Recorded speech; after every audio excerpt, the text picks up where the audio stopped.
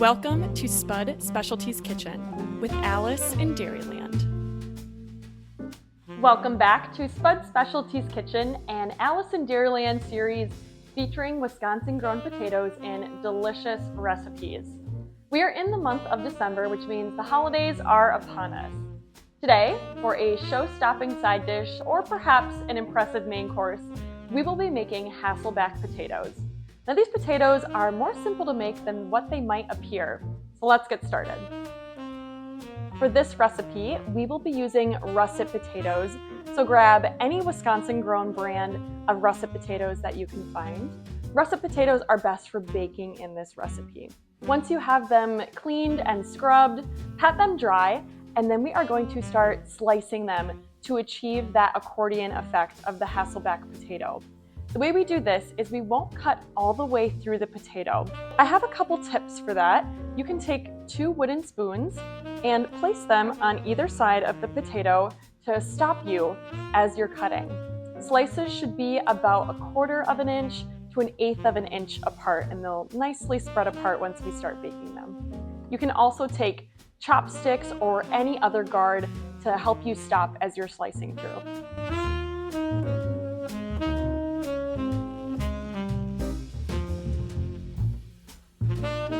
I've finished slicing my potatoes, and once you're done, you can put them in a baking dish or even a cast iron skillet so that they're ready to go into the oven. The oven should be preheated to 425 degrees.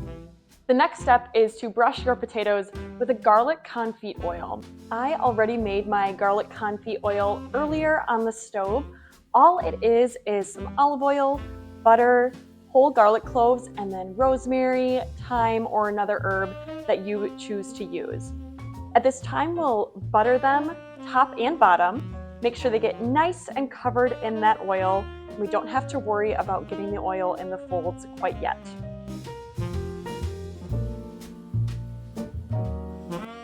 And then before they go in the oven, just sprinkle them with a generous amount of salt and pepper.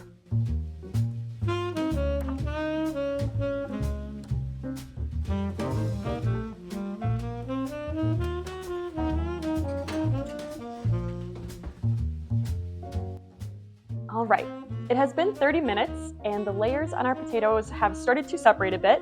So we are going to rebrush them with our garlic oil, and this time we can separate the layers if they're starting to stick together. We will also want to get the oil deep down in between the layers. Not only are potatoes tasty, but they are highly nutritious. Potatoes are high in fiber, vitamin C, and potassium.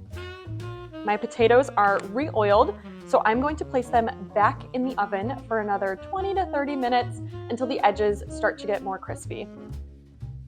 The edges are starting to crisp up very nicely on our potatoes, so our last step is to place a few garlic cloves from our garlic confit in between the layers of the potatoes. After that, we'll put it back in the oven for another 10 to 15 minutes and finish them out.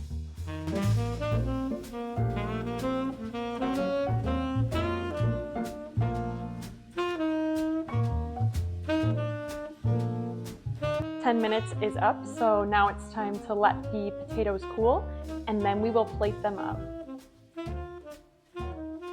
To finish off this recipe, I'm going to be spreading a savory cheese and herb butter compound on the potatoes. This recipe is part of the Alice in Dairyland Holiday Butter Campaign. If you are interested in finding this recipe and more just like it for butter, you can visit wisconsincheese.com/butter. There you'll find recipes, tips, and learn more about how Wisconsin dairy farmers produce our lovely butter. And that's all there is to it. I hope you enjoyed this Hasselback potato recipe, complete with a savory cheese and herb butter compound. You can find this recipe and more just like it at eatwisconsinpotatoes.com. Happy holidays from Alice in Dairyland, and I look forward to seeing you next time in Spud Specialties Kitchen. Enjoy!